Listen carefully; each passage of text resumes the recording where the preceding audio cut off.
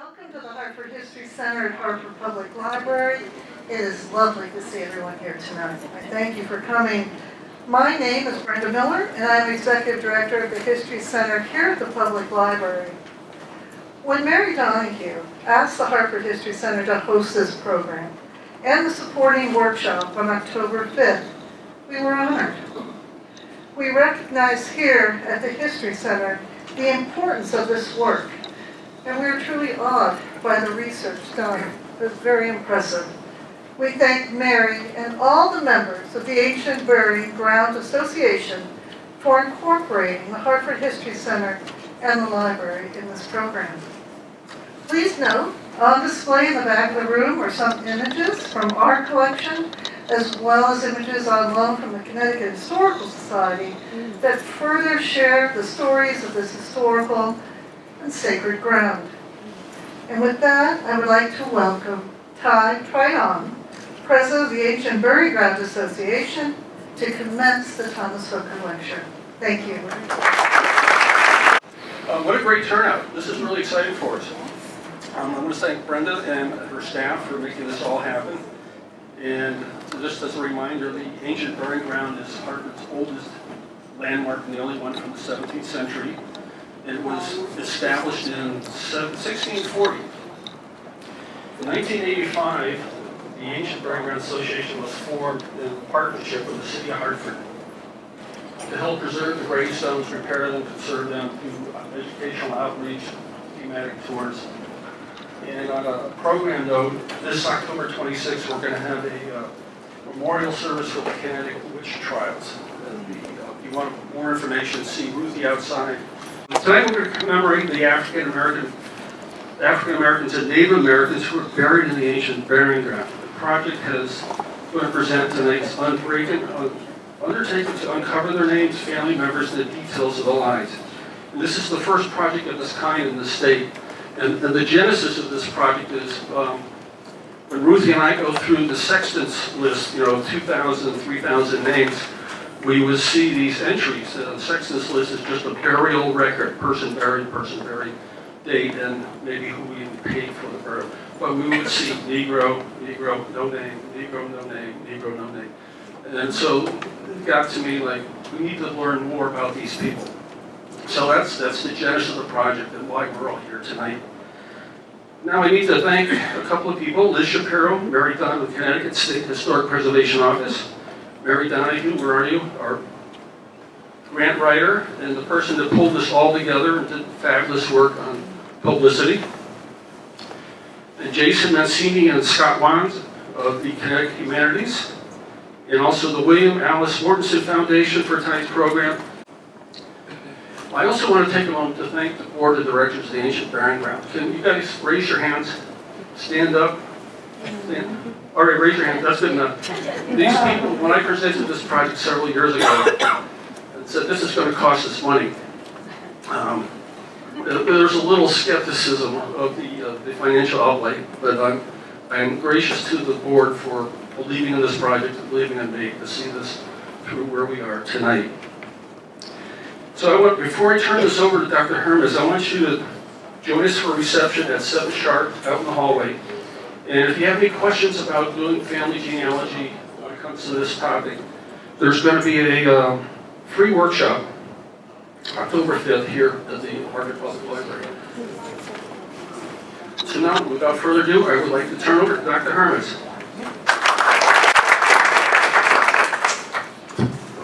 Thank you.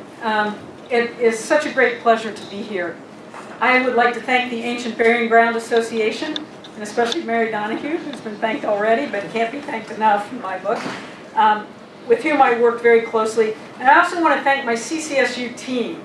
I get a lot of credit for this project, but without my team working on website features, doing the artwork, all of this, it would not have come together in the way that it is. And I have students here, if you could just, or at least I've got a couple, I think, right there, yeah.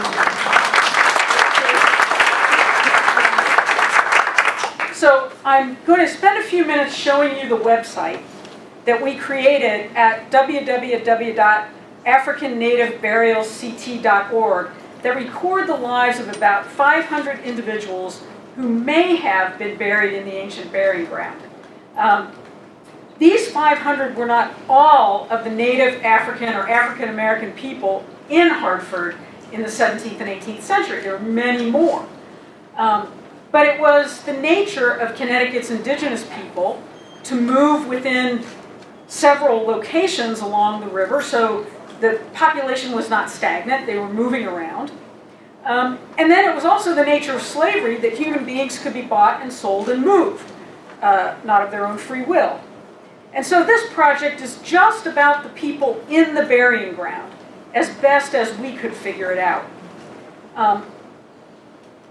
I also want to extend my thanks to people who were not part of the project, but who nevertheless shared their time and expertise, and especially Ruthie Shapley Brown of the Connecticut Gravestone Network, who knows well the burying ground and its secrets. And if you ever get a chance to take a tour of any burying ground in the state with Ruthie, it'll be well worth it.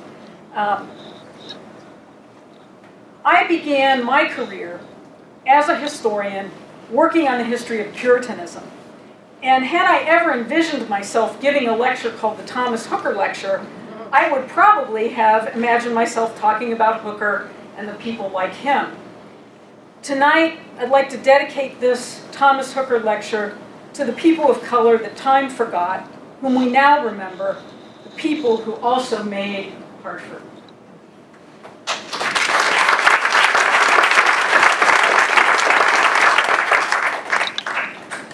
The website, the entrance to the website, and we see Cora Marshall's artwork in a collage up here. If I could get the cursor to work here, there we go. There's a menu, and I'm just going to take you through this. I'm not going to show you the whole website detail by detail. We have a welcome from our Ancient Burying Ground Association president, Ty Tryon, who spoke here a moment ago. And then we move to the most important part, really, no offense, Ty, to the list of these are the people we believe to be buried here. And I will take you to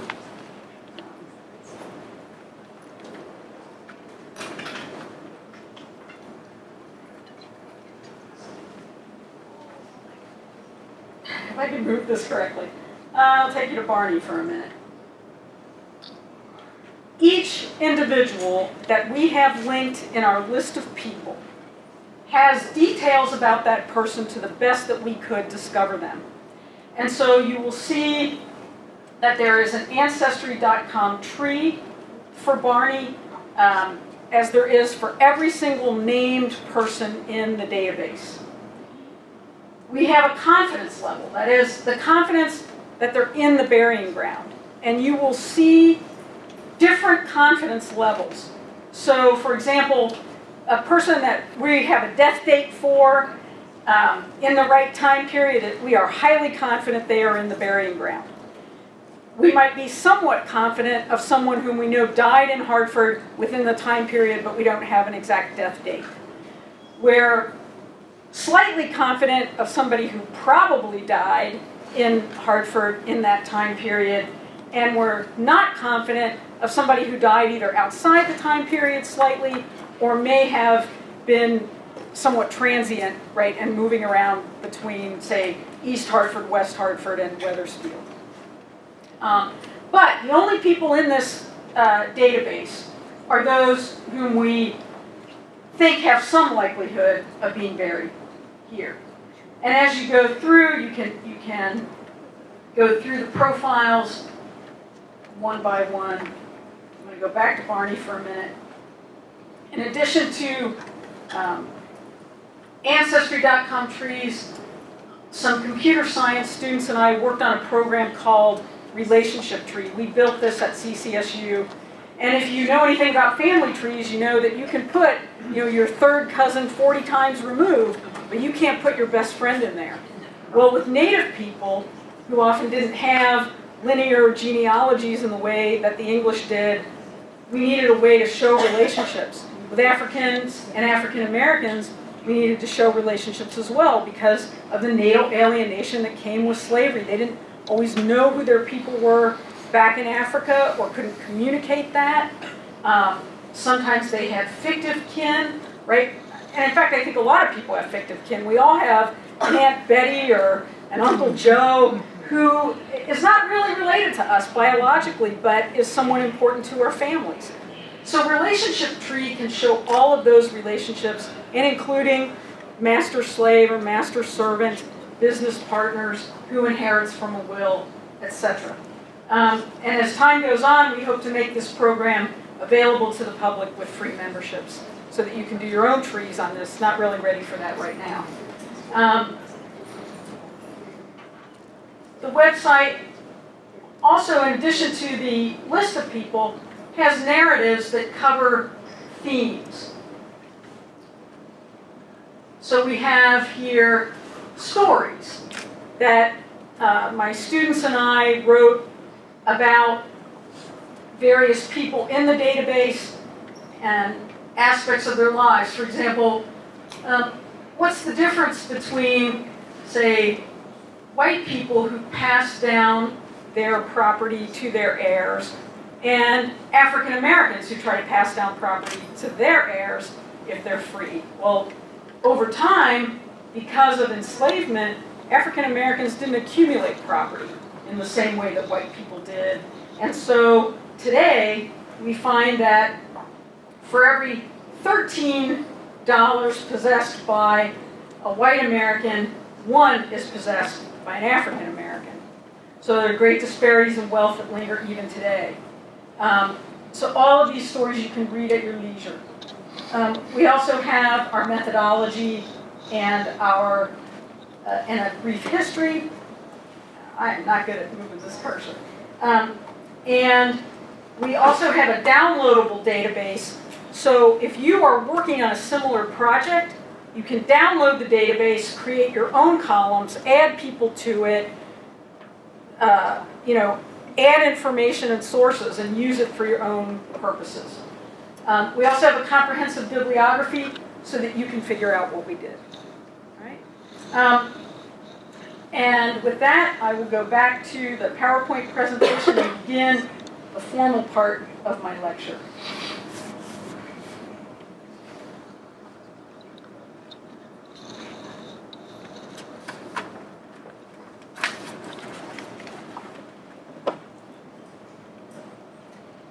In the beginning was death. The first African person recorded to have been laid to rest in Hartford was Louis Burbus, an enslaved man whose Dutch master, Gisbert Updike, murdered him in 1639 on the shores of the great river, the Connecticut River, that ran past the Wangunk town of Sukiog, the Dutch fort called the House of Hope, and the English village known as Hartford. Burbus was probably buried in or near the fort.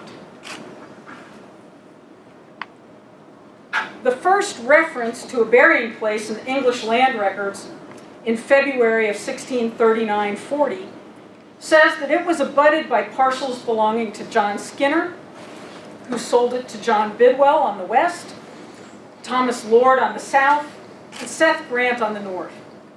Richard Lord, one of the largest slaveholders whom I'll talk more about, also had land abutting the burying ground on the south.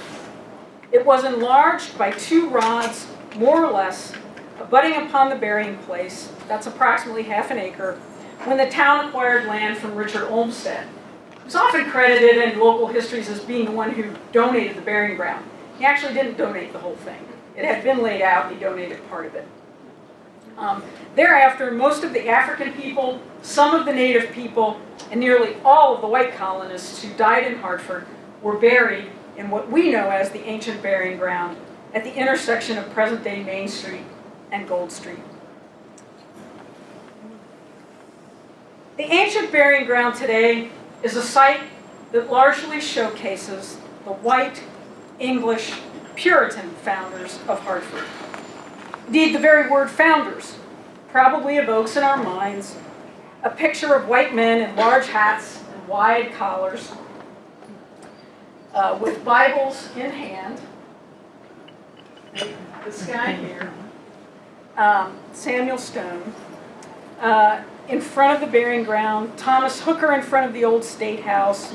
We might also envision the Puritan family fleeing persecution in Old England, memorialized on the Travelers Plaza at One Tower Square. You've probably all seen those statues. Yet what we learned and what is showcased on the website Uncovering Their History is that Hartford was founded and built by people far more diverse than those statues would have us believe. The founding of Hartford began with an invitation to the English from a Wangunk chief who sent a messenger, Waginnicut, first to Plymouth, where the Pilgrims lived, and then to Massachusetts, where the Puritans lived, to come settle among the Wangunk. Sequassin, sachem of Sukiog, and Sequin, his father and grand sachem, wanted English colonists to live with them, right? Live with them, not to replace them. They sought to make an alliance, as they did with other tribes, and they really thought of English people as just another tribe. They made alliances with the Narragansett, with the Podunk, with the Tungus. And in 1636, when the English came, they settled in the area. In 1637, they created a document called the Fundamental Orders of Connecticut to govern themselves, and then they declared Hartford as the capital of the Connecticut colony. No one knows who the first Africans were to come to Connecticut, but it wasn't long before people from all over the Atlantic resided in Hartford. The Pequot War in 1637 forced Native women and children into the households of many colonial white families as servants and slaves. But it also led to Native men being sold into slavery in places like Providence Island in the Caribbean and in Bermuda. The war opened the door of the slave trade to New England. Enslaved Africans were exchanged for Native prisoners. 3 generations of men named Richard Lord built Hartford's trade network, slave trade network, to the Caribbean that resulted in the forcible migration of Africans to Connecticut. And the Lords owned a plantation with Samuel Willis. You've all been to Willis Street, right? They owned a plantation with Samuel Willis and others in the Caribbean called the Cabbage Tree Plantation. Some of its workers were brought to Connecticut.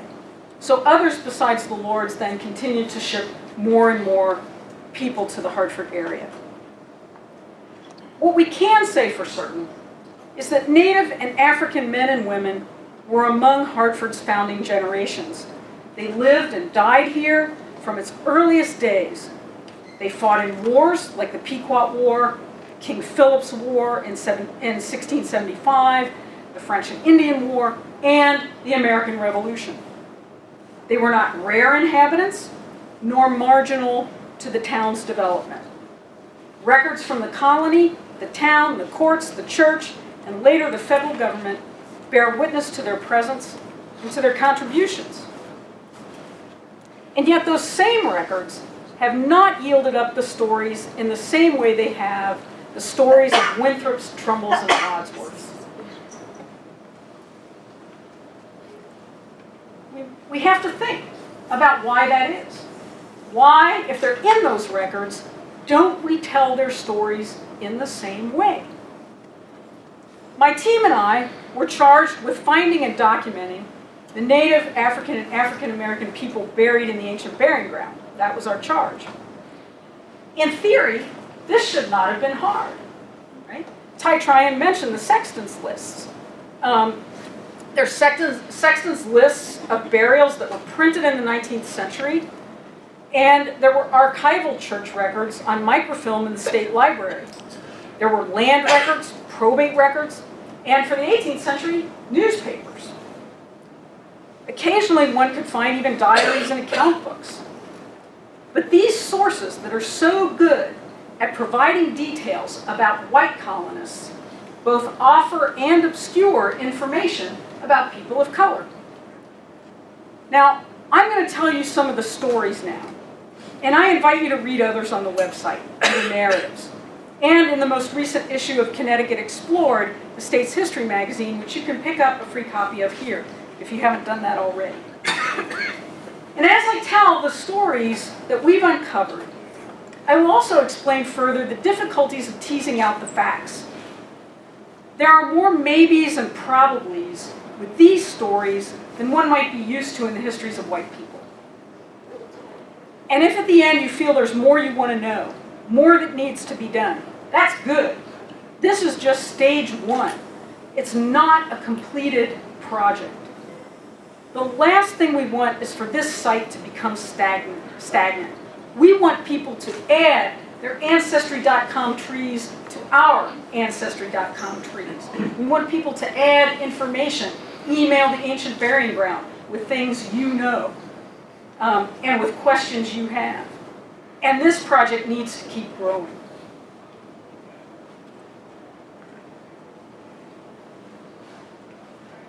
Sunk Squaw Servant, the deathbed scene of Sarah Onepenny the Elder. On a May day in 1713 in Hartford, Sarah Onepenny the Elder lay on her deathbed. She was surrounded by her 3 sons, Sienna, Cushoy, and Nana Maroose, and her sister Hannah. Mary Whiting, the 25-year-old daughter of Colonel William Whiting, listened to the old woman give instructions for the disposal of her estate. Sarah Onepenny told her listeners that all of her land in the South Meadow of Hartford, we've all seen the South Meadow, right? Especially a small parcel of 3 to 4 acres by the wigwams, should go to her grandson Scipio. She told her sons to sell a small piece of meadowland in Middletown to pay her debts. She was a sunk squaw of the Wangung, a woman of chiefly status and importance. She was also the servant of William Whiting and helped to raise his daughter Mary, who stood by her now. Shortly after Sarah's death, Hannah Onepenny and Mary Whiting appeared in the probate court of Hartford County to attest to Sarah's dying wishes regarding Scipio. The Hartford court ordered Colonel William Whiting to oversee Scipio and to take care as guardian that his lands be improved for his best advantage. 7 months after their mother's death, Sienna, Cushoy, and Nana Maroose recorded a deed selling the sunk squaw's land in Middletown in accordance with her wishes, after petitioning the Middletown court for permission. Sarah Onepenny the Elder owned land in the South Meadow of Hartford. It's very likely she was laid to rest in the ancient burying ground. She does not appear on any sexton's list, but as a Hartford landowner and a servant in a Hartford household, it would have been a natural choice for her resting place. Historians have often mistaken Sarah the Elder for her daughter, also named Sarah Onepenny, who died in Middletown more than a decade later. They also failed to realize that she was the sunk squaw mentioned in other documents, but not called by her anglicized or English name. She wasn't called Sarah by the native people who knew her. So Sarah Onepenny the Elder began a tradition in her family of using English law, in this case the probate law, to secure her wishes. She passed this tradition down for centuries to her descendants, who are some of the only native people to have left wills in Connecticut. She was the granddaughter of Sequin, the grand sachem of the Wangung, the niece of Sequosin, who had first invited the English to Hartford, and the wife of Powamskin. Her action on her deathbed resulted in many of her descendants, as I mentioned, writing wills to preserve their land. Philip and Ruth Moore.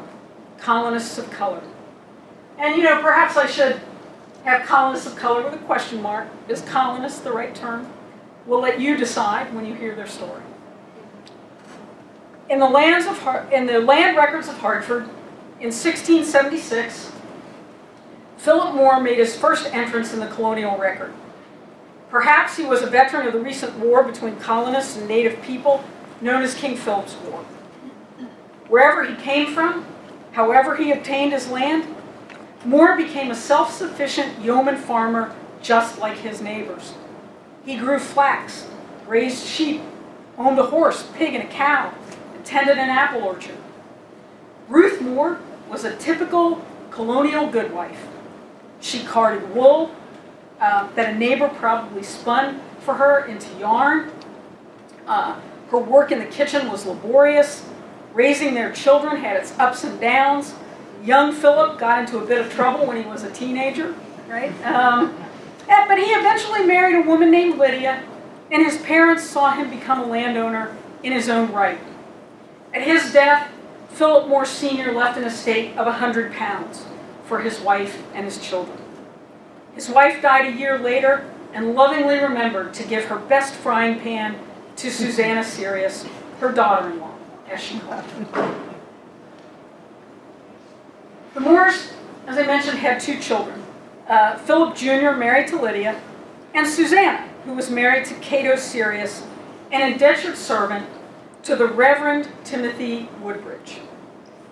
When Cato's indenture was over, he too became a landowner. The Moores had 7 grandchildren. The family were baptized people who had owned the covenant of the Congregational Church, meaning they had become full church members. They were baptized, they were in communion. Their family Bible was a treasured possession. The Moores were of African descent. Philip Moore Sr. may even have come directly from Africa. In 1695, when Philip Sr. died, he could go to his grave proud of his accomplishments and secure in his knowledge that his family was provided for. They were not wealthy, but they were of good standing financially, friendly with their neighbors, and members of their church. But time was not good to the Moore family. Whereas most white colonists grew more prosperous, the Moores lost land and wealth over time. Philip Moore Jr. died just a few years after his parents, and the loss of this younger patriarch was no doubt a blow to the family's ability to maintain their farm. But it wasn't just that. The male Moores found themselves in trouble with the law. And this time, not just adolescent pranks. Philip III was charged heavy fines he could not pay and found himself indentured to pay off the debt. Cato, as I mentioned, was indentured to Reverend Woodbridge. And while we don't know why, it's possible that he was in the same situation as his fellow servant, the Indian John Wabbin, whom Woodbridge bought for a debt. Sarah Moore, Lydia's daughter, became a single mother and was on poor relief. And if you think about it for a moment, I mean, you can see how the colonists could have interpreted this as Sarah Moore is a woman of loose morals or something. But when you think about who's settled in Hartford, right, there is a disparity in eligible men for women of Sarah's position. Who is she going to marry? What free African-American man like her father and her brother will she find as a husband? But she's a single mother, she has 2 children, and the town has to assume responsibility for her. John Moore, the only man not in servitude, quit-claimed his land to his white neighbor. In the same year, rumors began that the colony would ban land ownership by blacks. Now, he may have quit-claimed his land in order to make a deal with his neighbor in order to protect it for him. It's not really known why he did that. But as the color line came to demarcate free from unfree, racism deepened. By the late 1730s, the Moors were gone from Hartford's records. insofar as we could trace them. So it doesn't mean they're not there, but I couldn't find them. Once valued Christian neighbors, the Moors became landless charges on the town and finally were forgotten. No historical investigation between then and now has examined how and why this happened.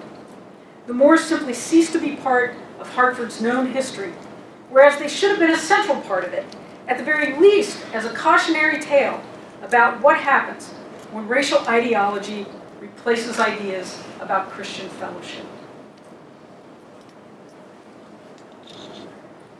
Lords and Woodbridges, merchants and ministers. Cato Sirius, son-in-law of Philip and Ruth Moore, was one of the Reverend Woodbridge's servants, one of his many servants. Reverend Timothy Woodbridge was the minister of the First Church of Christ. He's one of the founders of Yale College in New Haven. He was president of Yale College for a time, and is the only Yale president to have a hall named after him. Woodbridge Hall is where the current president of Yale has his offices. Woodbridge liked to marry widows. He married Mahinabel Willis Foster, the widow of the minister who preceded him in the First Church. And when she died, he married Abigail Lord, the widow of the late Richard Lord, who had been the richest man in town. Richard Lord made his money, as I mentioned, from the cabbage tree plantation in the Caribbean and from other merchant activities back in Hartford. Abigail and Timothy Woodbridge were the power couple of Hartford of their day. Each of them brought property to this marriage, much of it in the form of human beings. While Cato Sirius and John Wabin may have been indentured, the vast majority of the people in this household were enslaved. Andrew and Tamar met when the Woodbridge Lord households combined, and they became a couple. But a child out of wedlock resulted in the two being whipped for fornication, for having sex outside of marriage. Now remember, as enslaved people, they could not marry without the consent of their master. They did marry, and they had 2 more children, and then were given, with their son Daniel, to one of Abigail's sons, Elisha, when he got married. When Reverend Woodbridge died, Lydia, one of their daughters, was given to Woodbridge's daughter, who lived in Massachusetts. She was just 12 years old. When an enslaved person in the Woodbridge household died, the body was laid to rest in the ancient burying ground anonymously and without ceremony. The Yale website tells us, slavery underpinned, quoting here, slavery underpinned many facets of colonial New England, from the household to the field, from the legal system to religious education. The website's authors seem to be inferring that the Reverend and Mrs. Woodbridge owned slaves in order to educate them to be Christians. And while several of the enslaved people in the household were baptized, the labor they performed and the punishments they took were the same as in other households. The owning of people by ministers gave the practice a societal approbation that made it all the easier for others to do so. As we can see from the Lord Woodbridge relationship tree, the Woodbridges did a little more than own, as the Yale website says, some slaves. He trafficked in people with his wife, splitting up families so that his own could be more comfortable. Andrew and Tamar, Hagar, Coffee, Sibel, Candace, Jacob, Dinah, Hannah, Robin, Caesar, Joe, Lydia, Isabella, Daniel, Sam, Diego, and one unnamed child were just 18 of the known enslaved people to pass through their household and into the burying ground across the street. The orphaned ward, Joseph Deuce. Joseph Deuce, also known as Joseph Jennings, was born in 1703 in the midst of his father Abda's lawsuit against Thomas Richards and his heirs. Abda was the son of Hannadus, an African woman enslaved by Richards, and the English man who sexually assaulted her, John Jennings. Hannah's rape was never prosecuted.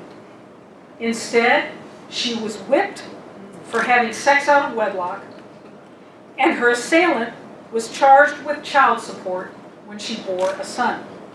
He paid 4 pounds. Abda then turned the tables when he became a man and demanded his freedom because, he said, his father was a free man and he was entitled to be free. The jury agreed with Abda. They said, Abda, you are free. But he was not set free. Thomas Richards appealed, and in a tribunal that included Colonel William Whiting, they overturned the jury verdict, saying that because Abda had already been passed along as property in another will, he remained property. Once you're property, you're property. For reasons still unknown, the Richards family nevertheless set Abda free. Thus, Joseph was the son of a free man. Unfortunately, Abda lived only 6 more years. And after he died, he left an estate of 14 pounds. Now remember, Philip Moore died in 1695, leaving an estate of 100 pounds. Abda, a young man, died leaving an estate of 14 pounds. In his inventory, the only item of luxury was a violin. Joseph's mother, Lydia, needed a guardian for her son. And nothing more is known about Lydia. Joseph is described as a mulatto, meaning he was of mixed race, as was his father. But Lydia may also have been an English woman, or she may have been a native woman. We don't really know anything about her identity. The duty of guardianship passed to a man named Robert Shirley, but Shirley died the next year. The record is then silent about Joseph's fate for 6 more years, until he was 16, when Thomas Stanley of Farmington became his guardian, and then at the age of 18, Samuel Judd. Now think about this young man's life. His father has died when he's only 6. He's already been passed through 3 white male guardians to the age of 18. And then the record goes quiet about Joseph Deuce until his death in 1789. 70 years of silence for a son whose grandmother and father made legal history. When Joseph died, he left an estate in Hartford that included 1 house worth 2 pounds and goods that amounted to some old shirts and an old pair of breeches and 1 coat made of broadcloth. The estate's entire worth was 3 pounds and 14 shillings. He died in abject poverty at the age of 86. And this is the story of Samuel Gibson. They called him Mr. Gibson. Samuel Gibson was a popular grocer. He stocked the goods Hartford residents wanted and needed. He played the fiddle, undoubtedly creating some enjoyment in the evenings for his neighbors. Hard-working and personable, he and his apprentice, young Frisbee, delivered the world's goods to Hartford. Gibson had seen a good deal of the world. Born into slavery in the West Indies, he was purchased by a Mr. Frisbee who lived in Guilford, Connecticut. Frisbee allowed Gibson to buy his freedom. Sam then moved to Hartford to start his grocery business, where he became very successful. He advertised his wares in the Hartford Courant and in the American Mercury. But he died suddenly of a fever and was mourned by all who knew him in the town, according to his obituary. The obituary writer recalled his strict integrity and punctuality, emphasizing that Gibson had earned the esteem and confidence of the community. Gibson established, quote, a fair reputation in Connecticut, New York, Boston, etc. The obituary continued, quote, as a trader, no man's credit is fairer, and the conduct of few men more irreproachable. But most striking is the obituary's conclusion. Quote, such is the reverie of fortune in this world, that the son of his former master, at Guilford, has for several years been a clerk in his store. And to reward this youth for his fidelity, am I to testify his affection to his father's memory, he has left the whole of his property to him. The obituary speculated that the sum of money would be very handsome.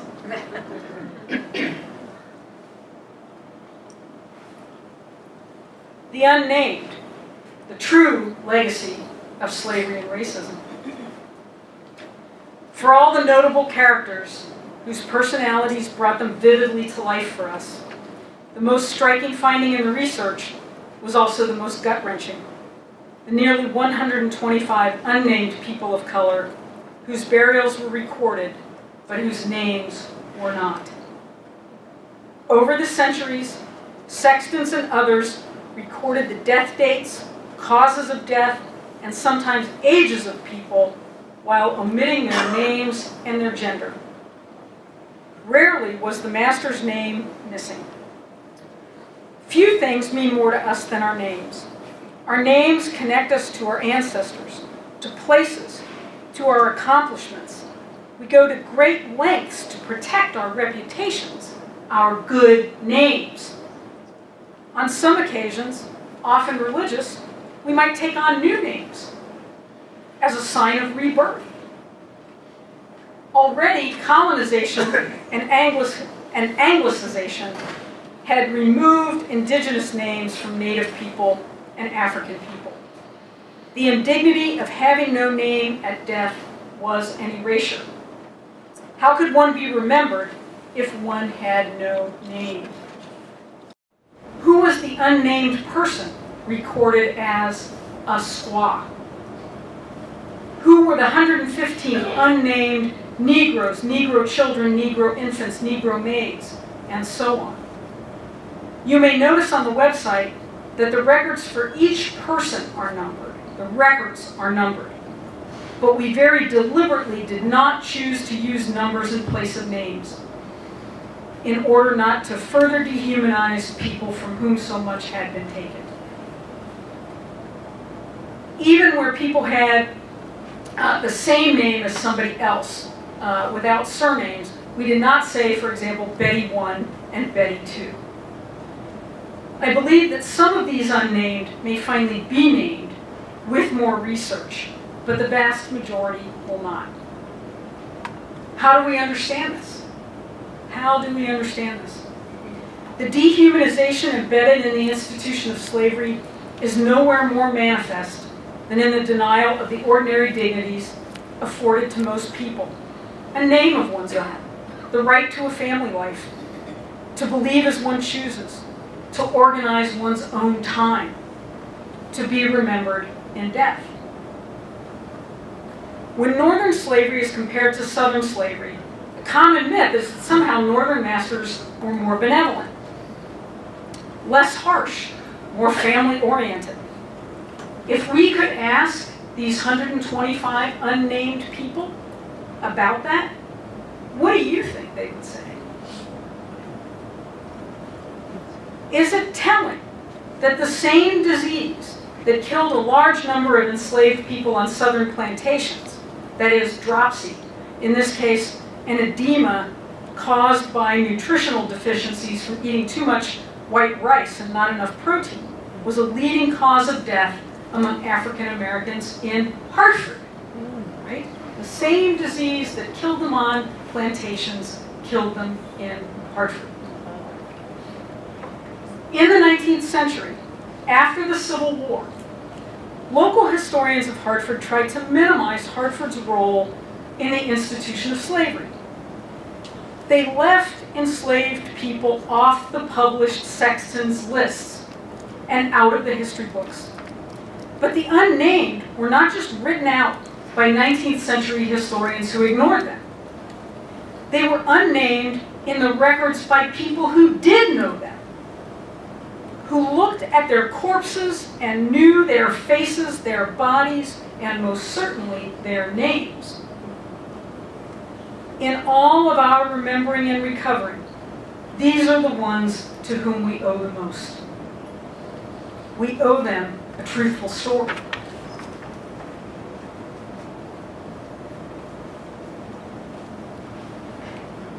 Why haven't you heard these stories before?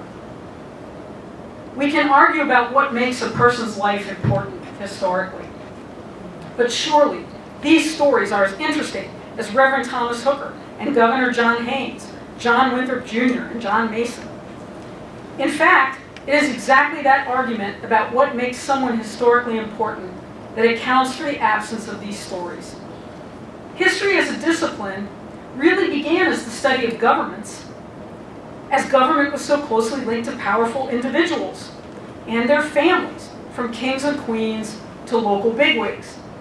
In Hartford, the Hookers, the Hayneses, the Woodbridges, the Lords, the Willises, the Sheldons, the Ledyards, the Talcotts, and the Wadsworths became the names to remember because they supplied the governors, ministers, and businessmen whose lives told the stories of power. Natives and Africans were considered too uncivilized to have been capable of real governance. But there was another intervening factor that it helps explain why even genealogists and antiquarians writing local histories ignored the population of color. As I mentioned earlier, the Civil War that ended slavery in 1865 took a toll on the nation. White Connecticut soldiers became local heroes, as existing monuments to them attest. You can see Civil War monuments all over the state. Erasure of enslaved people helped erase memories of the institution of slavery in a world increasingly hostile to it. In an us versus them mentality, the North was not the one responsible for slavery, right, in this new rewriting of American history. Thus, when local histories were being written, evidence of enslavement got buried and downplayed.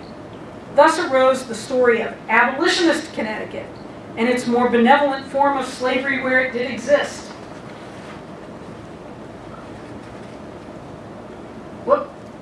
Sorry, I need to go back to this slide. Hartford's historians had ripple effects. The existence of a large plantation employing dozens of enslaved people under the ownership of Norman Morrison has been completely forgotten. And here it is, the Bolton Farm, right? You had a farm in Bolton, and all of those people are people who came from ships from West Africa. Morrison had farms in many towns, but none larger than the Bolton Farm, which is now actually in Vernon, because you know how Connecticut towns proliferate over time. And his farms were staffed by recent arrivals from West Africa who came on the Speedwell just months before Morrison died in 1761. Morrison had a 7/16 share in the Speedwell. That is, he bought a share so that he could reap the profits.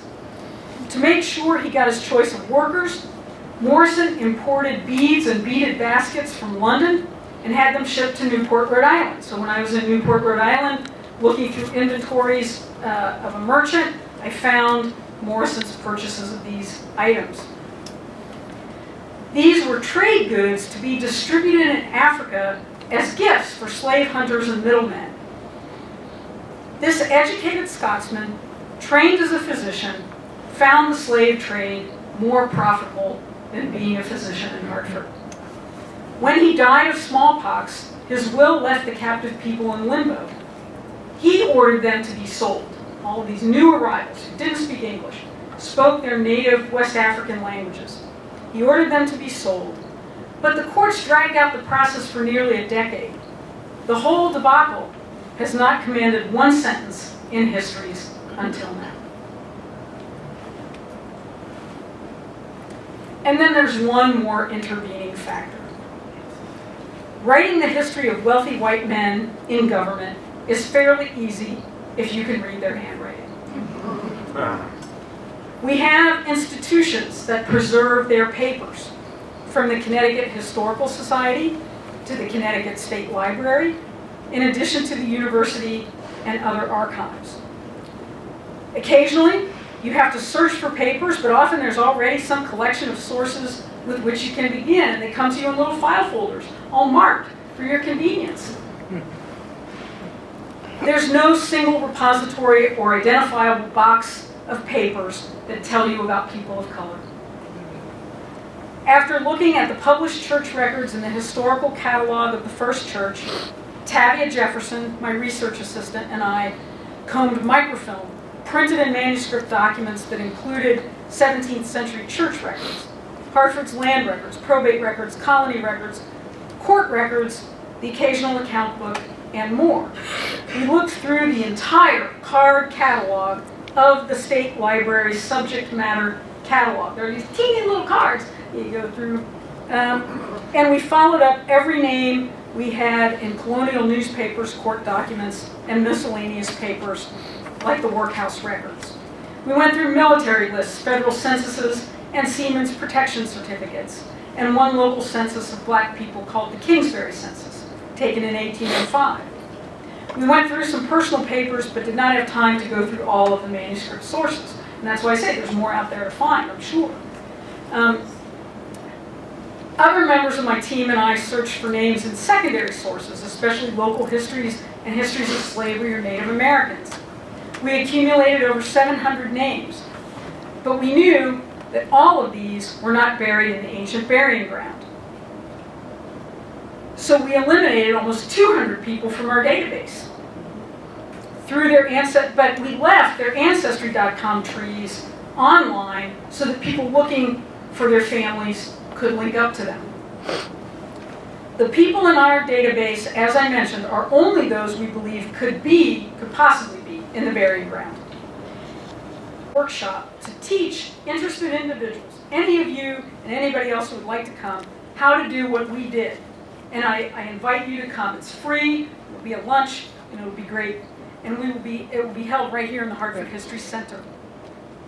Persistence. It's a word we hear a lot lately, especially related to those whose stories have been suppressed.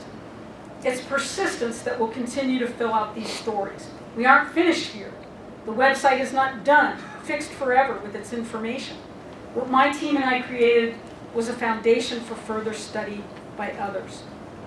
Recently, Teresa Vega, a genealogist, family historian, and public educator, took on the town of Greenwich to ensure that a historic black and indigenous burial ground was not erased. Vega said, "Everyone who has ever lived has the right to have their stories told and preserved. They have a right to a sacred space where they can rest in peace. We need to tell their stories." And I want to end with this thought. When my work on the website wrapped up, I felt I had learned so much, but also that I still knew so little. I needed time to try to understand what we had uncovered. These were people who had lived and breathed and sat alongside their masters in church, in court, in homes, and they were all buried in the same burying ground, yet brutal lines of separation were always visible. It's important for us to see that oppression, but it's also important for us to see the bonds of affection that occasionally existed, though not with rose-colored glasses. Samuel Gibson, who had to buy his freedom from his master, must have felt some affection for his apprentice, his former master's son. Gibson left the boy his business and personal possessions. In a world in which Gibson's natal family was denied to him, perhaps he found the ties formed in bondage preferable to having none at all. Hartford today remains a diverse city full of contradictions, inequalities, opportunities, and problems. Its streets have changed names over the centuries, but the basic map is still the one drawn in 1640. Its ancient burying ground holds its past. A memorial to the black governors, oh, I didn't need to do that. Anyway, shown in that last slide that I flipped off of, shows the importance of their contribution. But as I said, there's more to be done. Thomas Hooker was often touted in the historical literature as bringing democracy to Connecticut. If Hooker planted that seed, then Caesar Augustus Stevenson deserves some credit for cultivating it. This black Revolutionary War soldier, along with James Cromwell, Freeman Augustus Hill, and John Barter, all black men, filed a petition for freedom in the General Assembly as the new nation was in its infancy. He cited the law of nature in the Declaration of Independence and the ideas of equal freedom and equal protection of the laws as justification for their freedom. Let's make sure Hartford's next generation learns a more complete story about its people and its struggles for freedom and equality.